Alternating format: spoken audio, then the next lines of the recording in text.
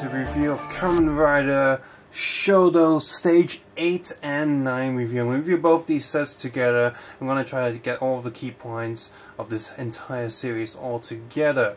When X8 Stage 1 came out, it was still the sort of basic candy toy figure that they were doing, but at the same time there's also the Shodo line, which I've also done a review of. The Shodo line is essentially Kamen Rider sort of small figures that you can get in these boxes that are the same size as the gimmick line, but with a lot more extra articulation. And the X8 line seems to have taken this at heart and given these figures more articulation, but at the same time that means the cost has also gone up.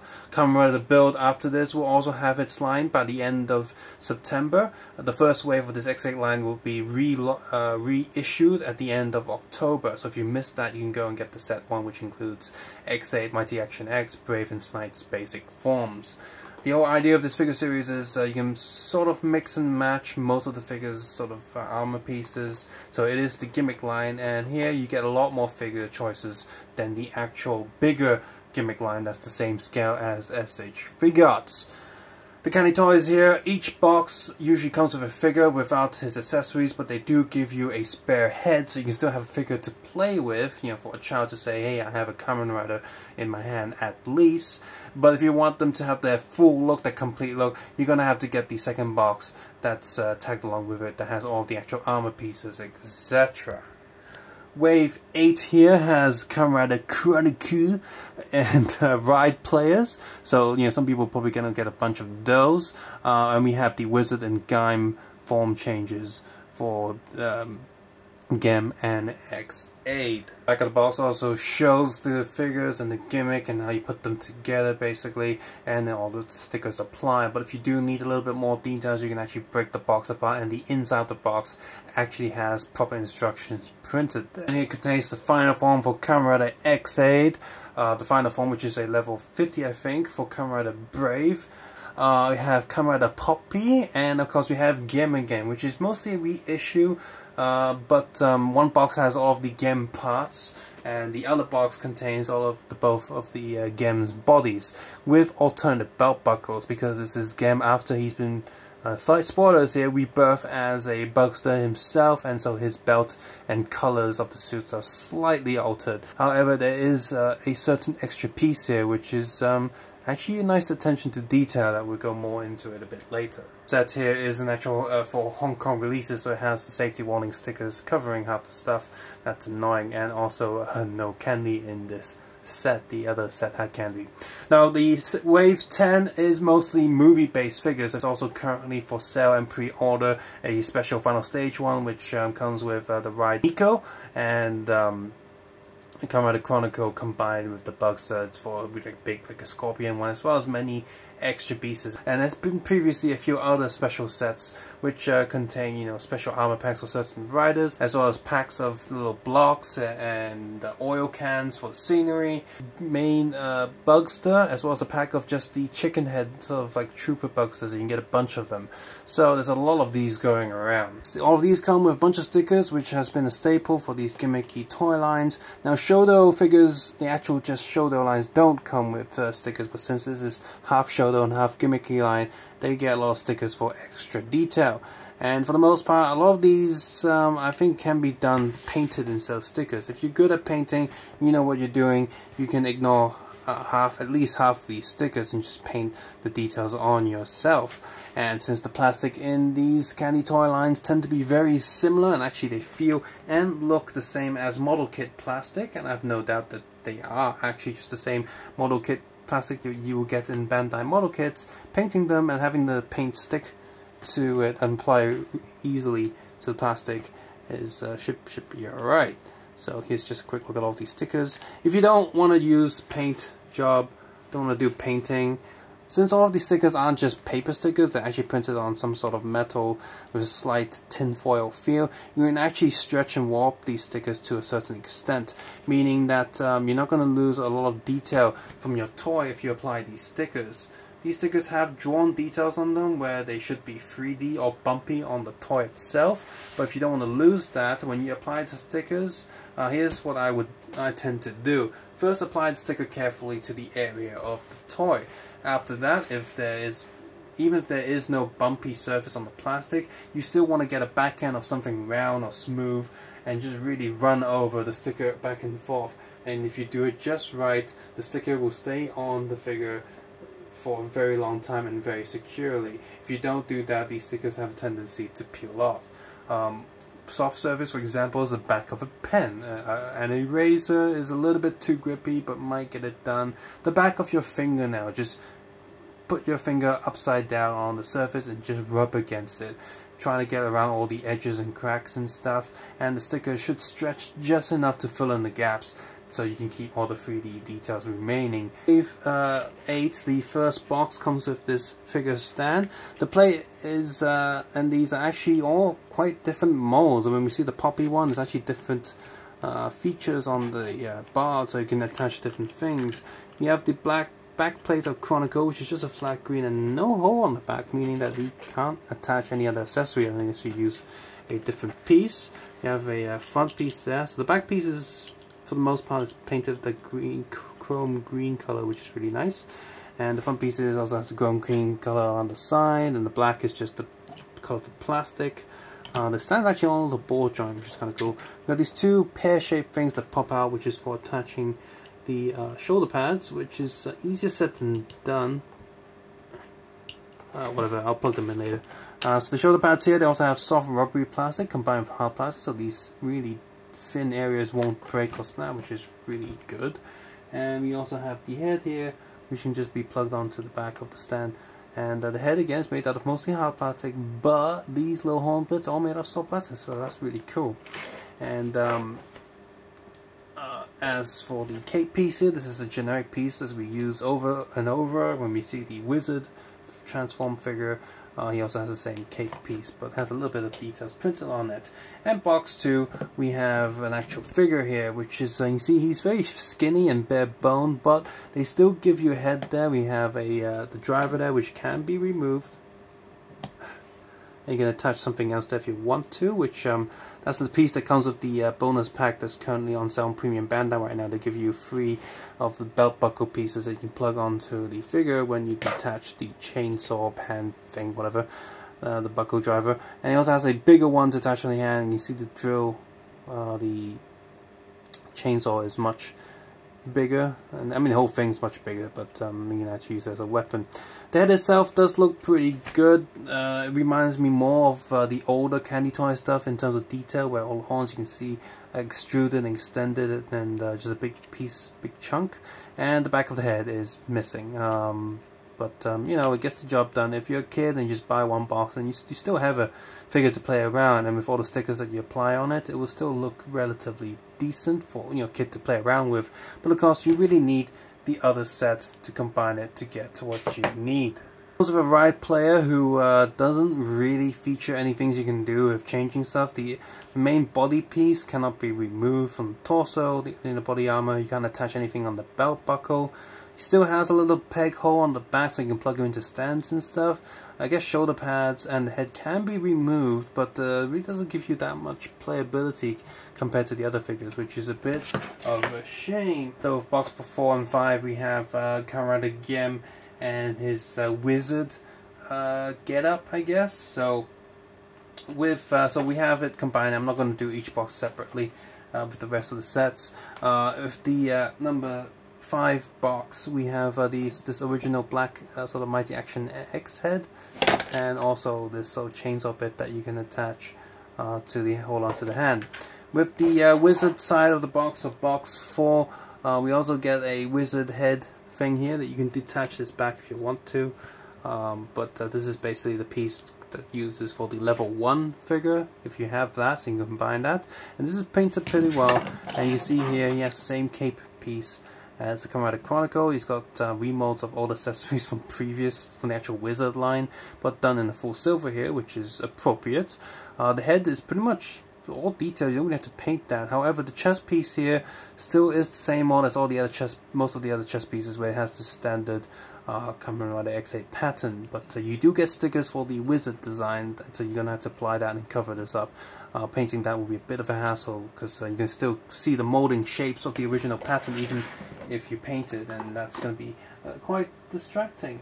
It only contains a basic X8 figure as well as a silver Mighty Action X head, and that's it. Well, and the sticker sheet, I guess, but that's it in terms of the toy, which is a bit of a bummer. If you get the other box 7, it's this figure, and box 6 you get the actual Gaim bits, and so you have all these orange shoulder pads, the weapons and stuff, which is molded in the appropriate color. This shiny blue, that's really nice. The Gaim's horn, there's a soft plastic, so it is on the big head here as well, so that's pretty cool. And it's also really nice, easily detachable, which is very useful. The Gaim head doesn't have any back to it, but you can add the Mighty Action X head back piece from the other one, so you can combine this and the wizard set to make yourself a Kamen Rider X8 Gaim level 1, which is nice. See here? So this comes with a sticker for the eyes as well, so that's okay. And here's a quick look at the back. You can see there's quite a lot of molding detail there on the helmet, so that's pretty nice. Number 9, box number 2, you get the basic figure as well as this sort of a really blocky plastic head, again missing the back, which is quite annoying actually. It's like this head's almost perfect just for display, but no, let's not do that. And this this sword here is also from that box, and the box 1 where you get all the accessories, you get this the actual nice head, and the armor pieces and the shoulder pad. The pad pieces are constantly falling off because this little stud that they use is really, really short. They're made out of soft rubbery plastic, so is most of this helmet and the hair pieces, which is really useful to have it to be soft and stuff. Black armor piece is just black, so that's a thing. And there we go. And just for a quick comparison, here's the soft ruby figure. You can see it's slightly taller than it, and well, the molding details of course a little bit more detailed than the soft ruby one.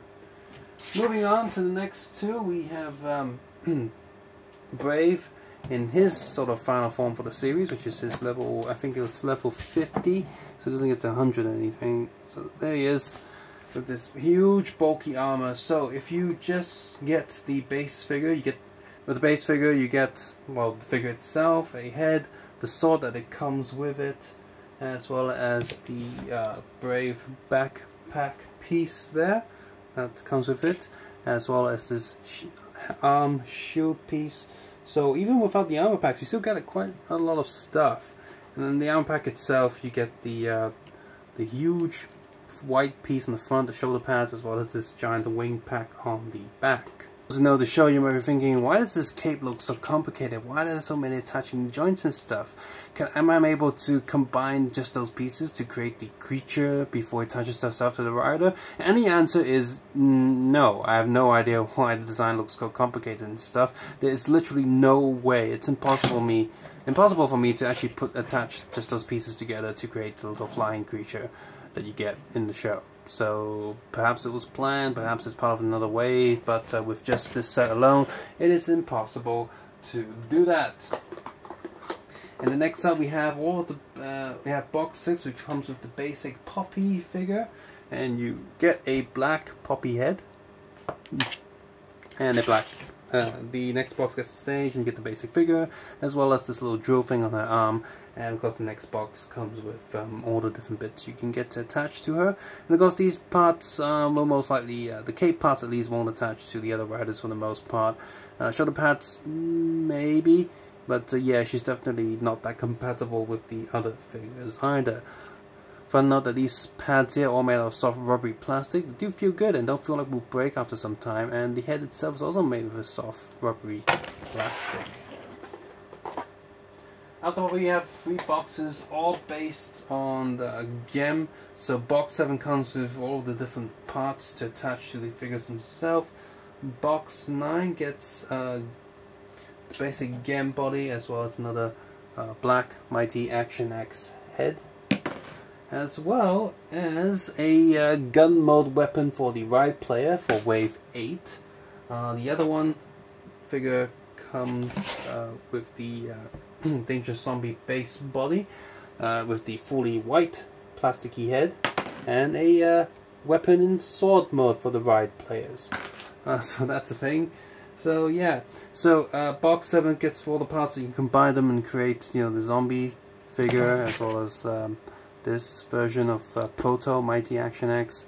So basically the difference is, instead of a purple striped body, he has silver stripes now. Hooray! And instead of the Buggle driver, he has just a normal, regular game driver. And the pack does come with one extra piece, and this is interesting. This is nice attention to detail. See, there's actually a little bump on the side there, and that's actually the gashat used by X8. When he uses it, he just uses for a short, limited time to get through the game pause trap or gimmick of Kamen Rider Chronos. Kamen Rider Chronos can pause the game button, so all the riders can't move, but this can bypass it for a short, limited time when accessed by a different rider. But when X8 uses it, he transforms it himself to the final form.